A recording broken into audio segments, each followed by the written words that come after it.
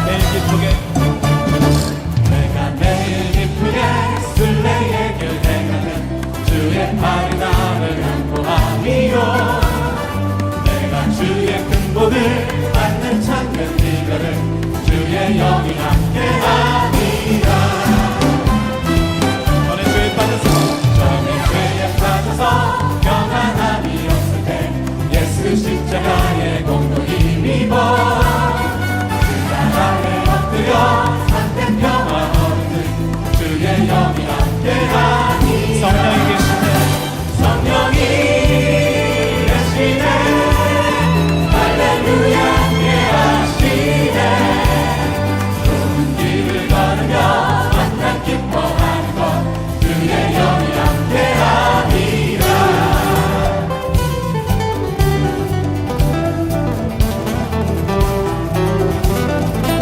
나와 동행하시고 모든 염려하시니 나는 숲의 새와 같이 기쁘다 내가 기쁜 마음으로 주의 뜻을 행하는 주의 영이 함께하리라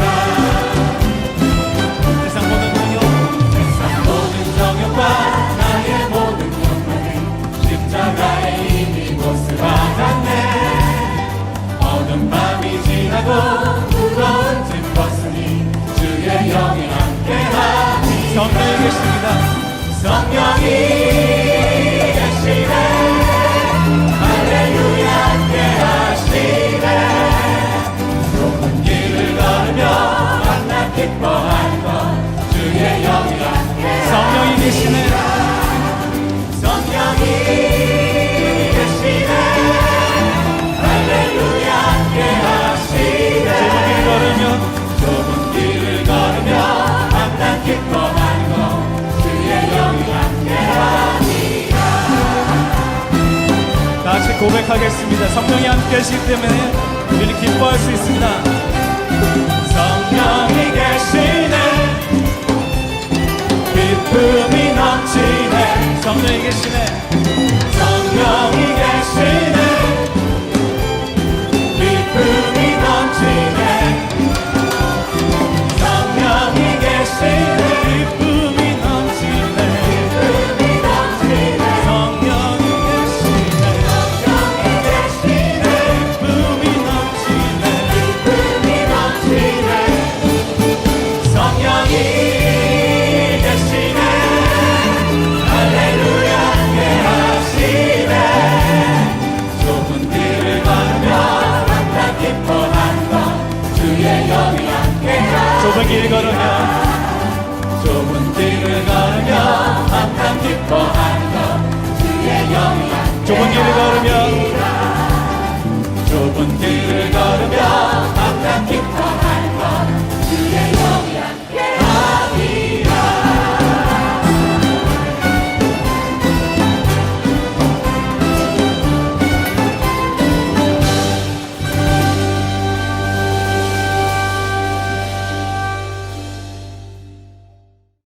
다 함께 사도신경 신앙 고백하심으로 5월 31일 소명장로교회 성령 강림절 주일 예배를 함께 드리겠습니다.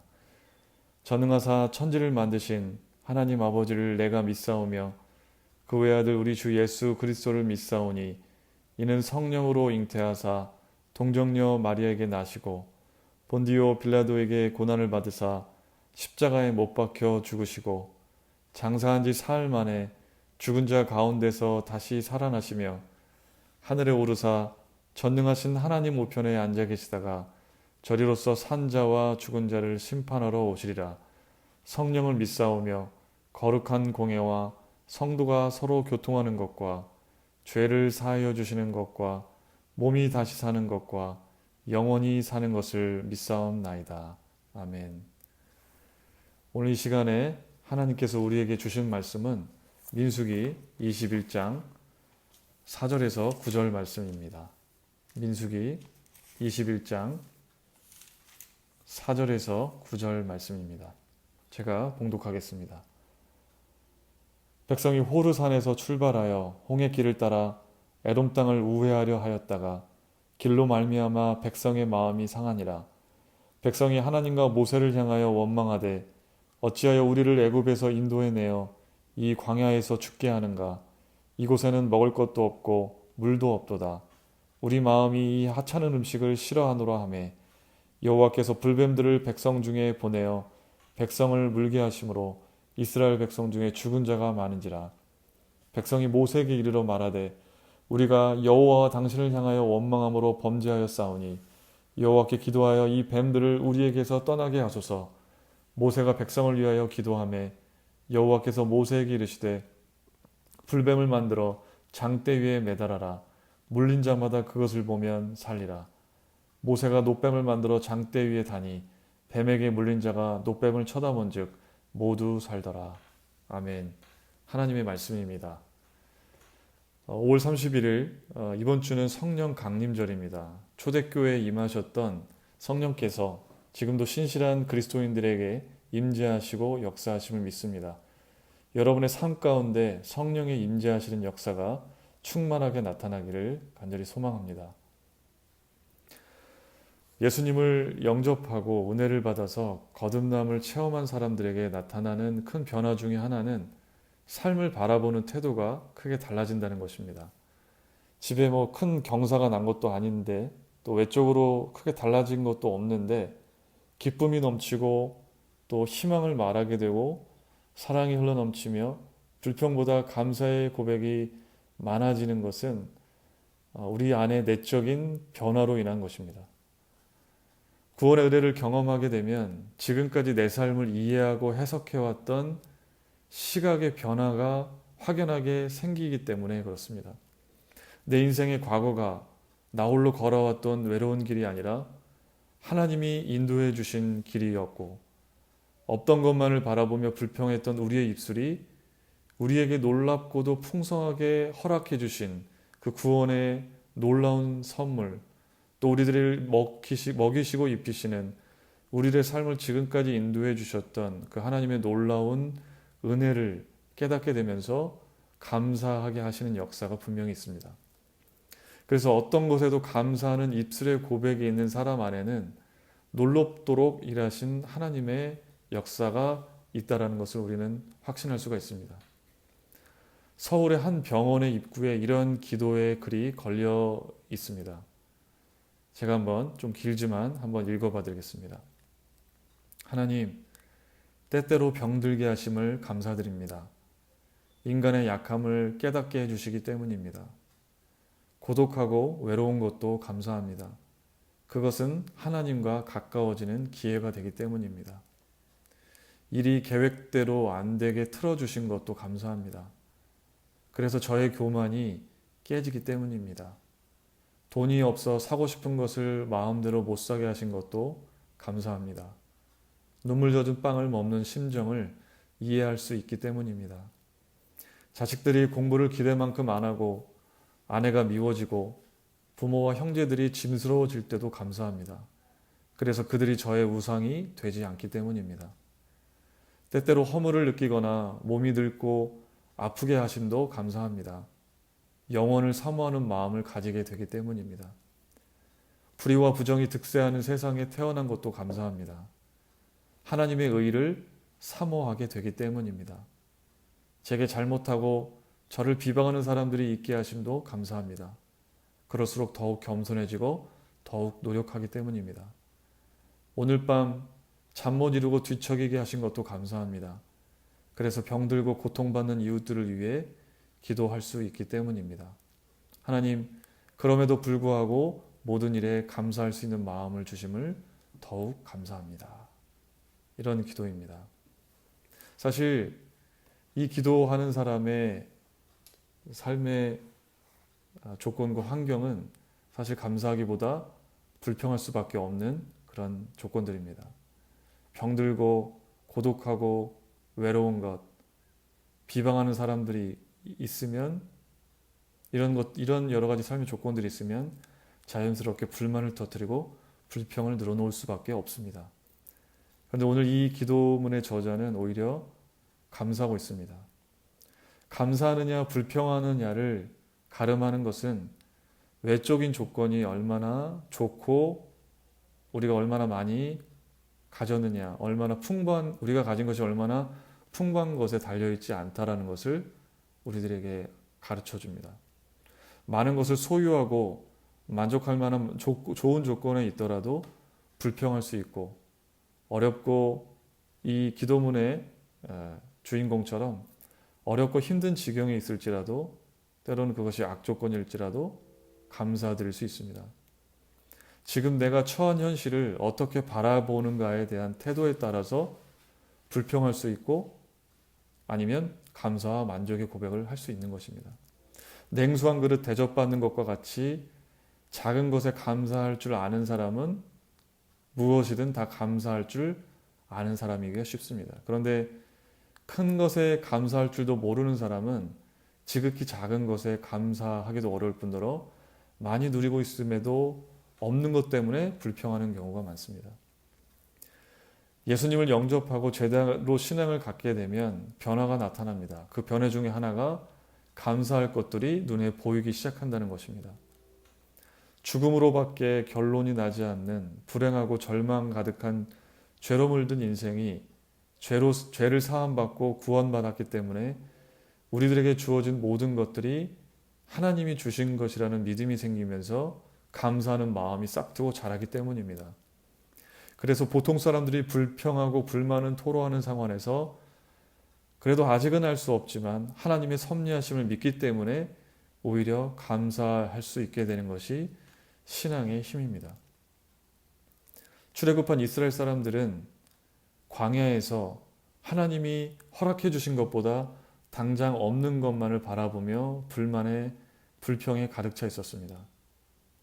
날마다 불기둥과 구름기둥을 통해서 하나님의 인재를 보고 하나님이 인도하신다는 사실을 알면서도 메추라기와 만나의 기적을 매일같이 경험하면서도 지도자 모세와 하나님에 대한 원망은 끊이지 않았습니다. 오늘 본문 바로 전에 네겝에 사는 가나안 사람들과의 전쟁에서도 여호와 하나님께서 승리하게 하신 것을 보았음에도 불구하고 이스라엘 백성들의 불평은 계속 이어지게 되었습니다. 이스라엘 백성들의 불평은 첫 번째로 오늘 본문에 보면 빠른 길로 지름길로 가지 못하고 멀리 길을 돌아가야 하는 것 때문에 시작되었습니다. 4절 말씀에 백성이 호르산에서 출발하여 홍해길을 따라 에돔 땅을 우회하려 하였다가 길로 말미암아 백성의 마음이 상하니라. 호르산에서 출발해서 홍해길을 따라서 에돔 땅을 거쳐서 가면 빠른 길인데 그 길을 거쳐 가지 못하고 돌아가게 되면서 오늘 표현해 보면 백성의 마음이 상하니라고 되어 있습니다. 이스라엘 백성들이 불평한 것은 자신들이 가야 하는 이 길이 뻔히 고생길로 보이니 시작된 불평이었습니다.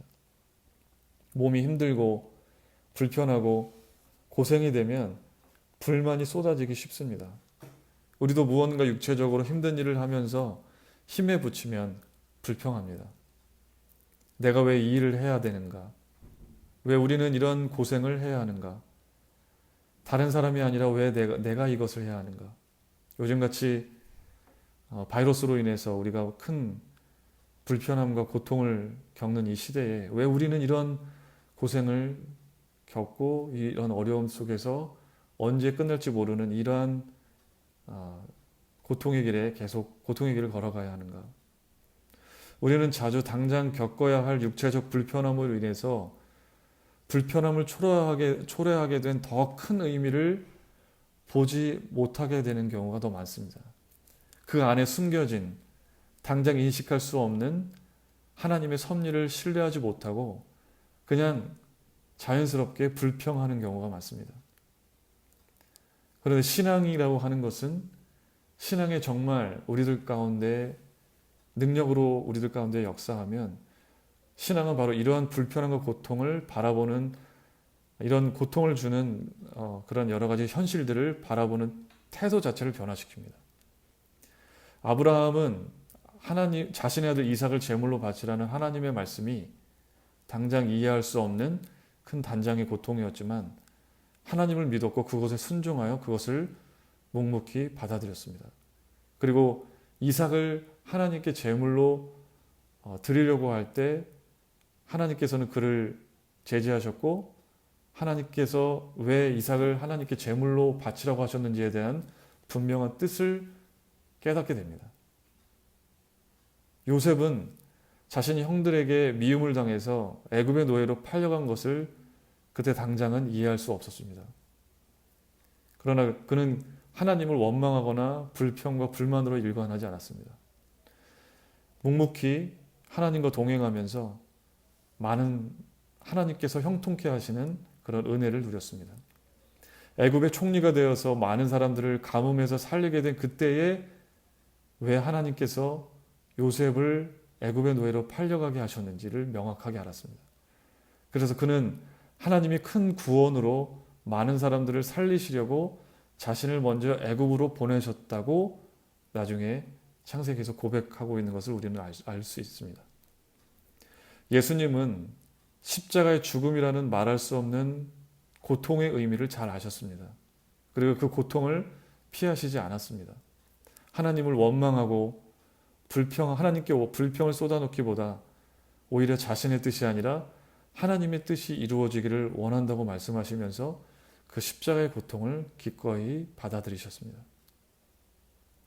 그래서 우리들에게 필요한 것은 지금 우리가 처한 이 현실이 우리가 당장은 이해할 수 없지만 그러나 이러한 상황 속에서 하나님의 그 크신 깊은 의미가 깨달아질 그때를 기다리면서 인내하고 오히려 감사하고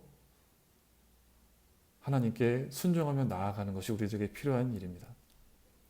감사하기 어려운 상황에서 감사할 수 있는 것은 끊임없는 배움을 통해서만 가능하다고 볼 수 있습니다.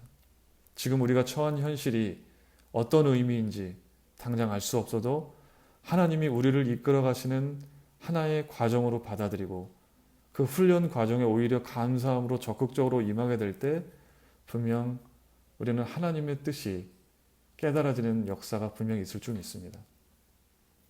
이스라엘 민족이 했던 두 번째 불평은 어찌해서 우리를 애굽에서 인도해서 이 광야에서 죽게 하는가였습니다. 5절 말씀에 백성이 하나님과 모세를 향하여 원망하되 어찌하여 우리를 애굽에서 인도해 내어 이 광야에서 죽게 하는가? 이곳에는 먹을 것도 없고 물도 없도다. 우리 마음이 이 하찮은 음식을 싫어하노라 하매. 먹을 것도 없고 물도 없다는 것이었습니다.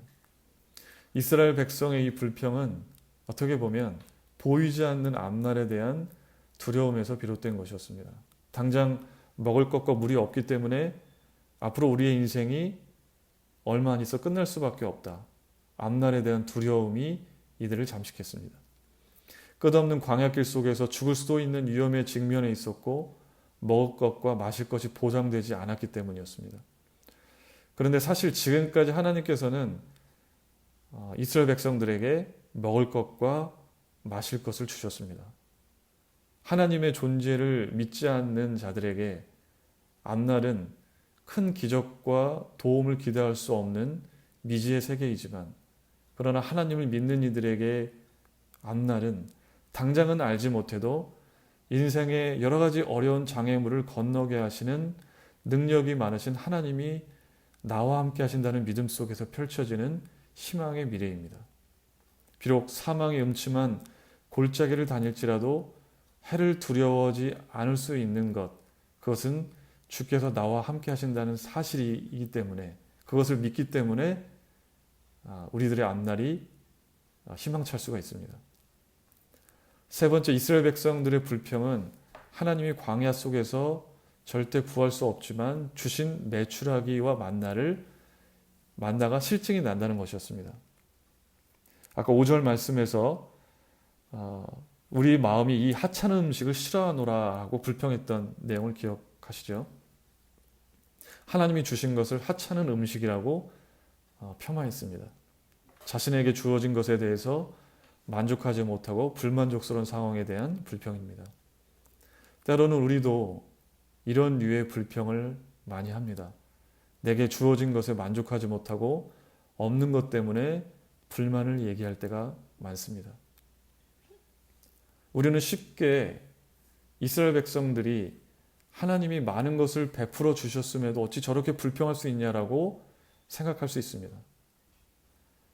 하나님이 홍해를 가르신 기적을 보았고 만나와 메추라기뿐 아니라 물을 주셨고 하나님의 임재를 보여주셨음에도 어찌 저럴까. 그런데 이스라엘 민족뿐만 아니라 우리들에게도 그러한 연약함이 분명히 있습니다. 우리는 인간이란 존재가 얼마나 연약한 존재인가를 여기서 깨닫게 됩니다. 잠시 기적으로 믿음을 가져보았다가도 시간이 지나서 힘든 일이 생기거나 불만족스러우면 바로 원망하고 불평하는 존재. 그것이 인간이고 우리들의 모습일 수 있습니다. 신앙이 피상적인 단계에 머물러 있으면 하나님 나라를 위해서 큰 뜻을 바라보지 못하고 추구하는 것이 인간의 욕망에 가깝기 때문에 그것이 채워지지 않으면 불평하고 불만을 늘어놓기가 쉽습니다. 곧 문제를 해결해 주시고 먼 미래에 비전을 이루어 주실 하나님을 보지 못하고 당장 눈앞에 펼쳐진 답답한 현실을 바라보기 때문에 그렇습니다. 인내하지 못합니다. 이스라엘 백성은 전능하신 하나님의 인도하심보다는 당장 눈앞에 고생스럽고 불만족스러운 현실만을 보고 그것에 압도당해 버렸습니다. 이스라엘 백성의 불평은 그 기저에 하나님의 성품과 약속을 믿지 않는 불신앙이 자리하고 있었기 때문에 더 심각한 것이었습니다. 불평하고 불신하는 것의 근저에는 하나님을 향한 불신이 자리하고 있는 것입니다. 하나님을 불신하는 것은 심각한 죄입니다. 하나님은 그것을 결코 가볍게 여기지 않으십니다. 자신이 처한 상황에 불평하는 것은 곧 하나님의 성품과 그분의 섭리를 못마땅하게 여기는 것이기 때문입니다. 하나님께서는 반항하는 이스라엘 백성들에게 즉각적으로 벌을 내리셨습니다. 누구라도 벌벌 떨만한 벌이었습니다. 오늘 본문 말씀에 6절 말씀을 제가 읽어보겠습니다. 여호와께서 불뱀들을 백성 중에 보내어 백성을 물게 하심으로 이스라엘 백성 중에 죽은 자가 많은지라. 불뱀들이 갑자기 이스라엘 백성들에게 나타나서 사람을 마구 물어 죽이기 시작했습니다. 불뱀은 사막의 불살모사의 일종이라고 여겨집니다. 살모사는 독성이 아주 강한 뱀이라 물리면 사망에 이르는 뱀입니다. 독은 보통 신경독인데 신체 일부를 마비시켜서 죽이는 독입니다. 이스라엘 블랙 파이퍼라는 뱀이 있는데 이 뱀에 물리면 심장마비로 곧장 죽는다고 합니다. 이 불뱀으로 인해서 많은 이스라엘 백성들이 죽어나갔습니다. 하나님께서는 죄가 사망에 이르게 한다는 사실을 다시금 이 사건을 통해서 확실히 보여주셨습니다. 사람들의 이스라엘 백성들 마음 기저에 하나님이 약속하신 것을 이루시는 분이라는 신실한 하나님을 불신하고 불평과 불만을 늘어놓은 것이 하나님께서 그것을 심판하셨고 또 하나님께서 이 사건을 통해서 죄가 사망에 이르게 하신다는 사실을 보여주셨습니다. 하나님께 반역한 사람들이 하나둘 죽어나가자 백성들이 부르짖으며 찾아간 사람은 역시 모세였습니다. 하나님과 작당해 자신들을 속였다고 비난했던 바로 그 모세를 자신들을 위한 중재자로 불렀습니다. 모세도 얼마나 지쳤을까요? 계속해서 불평과 불만을 늘어놓고 또 하나님의 심판을 받아서 다시금 울부짖는 그 백성들. 선지자로서 하나님과 가까이에서 그분의 명령을 전달했던 모세는 백성들의 끊임없는 배신과 불평에 이골이 나서 포기하고 싶었을 수도 있었을 것입니다. 그런데 모세는 그래도 참 지도자였습니다. 우매하고 연약하고 끊임없이 불평을 늘어놓는 백성들을 끝까지 포기하지 않았습니다. 그래서 모세는 기꺼이 여호와께 나아가 이스라엘 백성들을 위해서 기도했습니다. 백성들의 부르짖음을 들으시고 모세의 기도를 들으신 하나님은 자신들의 믿음을 통해서 회복할 길을 열어주셨습니다. 모세에게 놋뱀을 만들어서 장대 위에 매달라고 명령하신 것입니다. 높이 매달린 뱀의 형상을 바라보면 독뱀에 물린 자들이 죽지 않고 살게 될 것이라고 하셨습니다.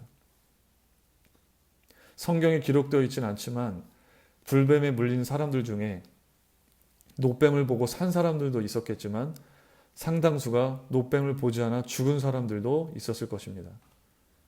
이렇게 고통스럽게 뱀에 물려 죽어가는데 고작 장대에 걸린 노뱀이나 쳐다보고 있으라는 것인가? 정신 나간 소리 하지 말고 치료약이나 가져다 주시오라고 하면서 끝까지 노뱀에 눈길 한번 주지 않고 죽어간 사람들도 상당수 있었을 것입니다. 그러나 죽을 수밖에 없다는 것을 절감하고 지푸라기라도 잡아보자는 심정으로 노뱀을 쳐다본 사람들도 있었을 것이고, 자기들의 불평불만으로 인해 하나님이 노하셨다는 것을 깨닫고 경건한 모습으로 무릎을 꿇고 자기 옷을 찢어가면서 회개하면서 노뱀을 바라본 사람들도 있었을 것입니다. 이렇게 노뱀을 바라본 사람들은 모두 살았다고 성경은 기록하고 있습니다. 오늘 말씀 9절 말씀에 모세가 노뱀을 만들어 장대 위에 다니 뱀에게 물린 자가 노뱀을 쳐다본즉 모두 살더라. 오늘 본문에서 쳐다보다라고 번역된 히브리어 단어는 무심하게 보다, 힐끗 보다라는 뜻이 아니라 시선을 고정해 뚫어지게 쳐다보는 것을 의미합니다. 그러니까 뱀에 물려 죽어가는 상태에서 나음을 잇기 위해서 이스라엘 백성들은 생각을 집중하고 마음을 모아서 노뱀을 바라봐야 했습니다. 그리고 전심을 다해 노뱀을 바라본 사람에게 회복과 치유의 역사가 일어났습니다. 노뱀 자체가 어떤 효능을 가지고 있었던 것이 아니라 노뱀을 바라보면 살게 된다는 것을 말씀하신 하나님께 다시 시선을 향하고 그분께 마음을 돌이키라는 의미입니다. 구원에 이르게 하는 것은 어떤 수단과 도구에서 오는 것이 아니라 이 수단과 도구를 제시하신 하나님에게 돌아서는 것에 있습니다. 찬양을 통해 은혜 받는 것이 좋지만 찬양은 어디까지나 은혜의 수단으로 여겨질 수 있습니다. 찬양을 통해서 하나님을 바라볼 줄 알아야 합니다. 예배는 사람들이 모여서 드리는 것이지만 예배를 통해서 하나님을 바라볼 때 은혜가 있습니다. 말씀은 사람이 전하는 것이지만 그 말씀 속에서 역사하시는 하나님을 바라볼 때 하나님의 음성으로 들리기 시작하고 구원의 은혜가 전달될 수 있습니다. 이스라엘 백성이 바라봤던 노뱀의 치유는 한시적이었고 일부분의 사람들에게 효과가 있는 것이었지만 이것과 비교할 수 없을 만큼 영원하고 모든 사람에게 치유와 회복과 구원을 가져다 주시는 분이 계십니다.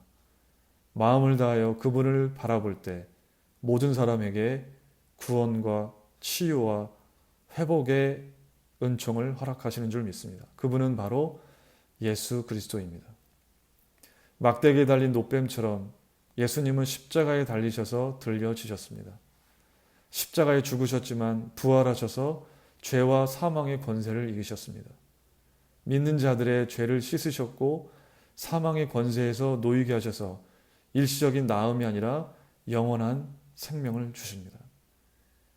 오직 예수 그리스도를 우리가 바라볼 때 우리에게 참된 구원과 치유와 또 소망이 회복이 흘러넘치게 될 줄 믿습니다.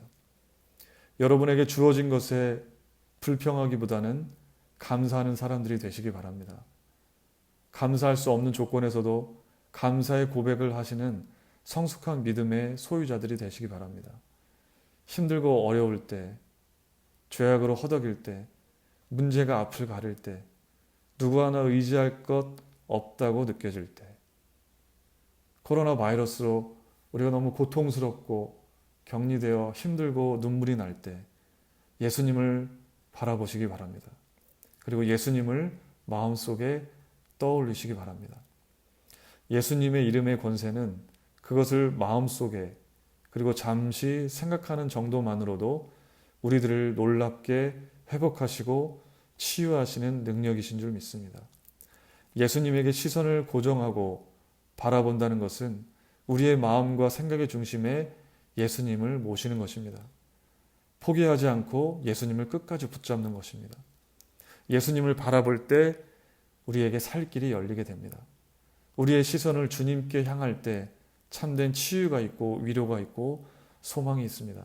우리 소망교회 성도 여러분, 여러분의 마음의 시선이 예수님을 끝까지 바라볼 수 있게 되기를 바랍니다. 그래서 주님이 주신 소망 가운데 감사의 고백이 충만하게 흘러넘치는 여러분의 삶과 신앙이 되시기를 주님의 이름으로 축원합니다. 함께 기도하시겠습니다. 사랑해 주님 감사합니다. 우리가 외부적인 조건에 상관없이 하나님 때문에 주님으로 인하여 기쁘고 감사할 수 있는 믿음을 주셔서 감사합니다.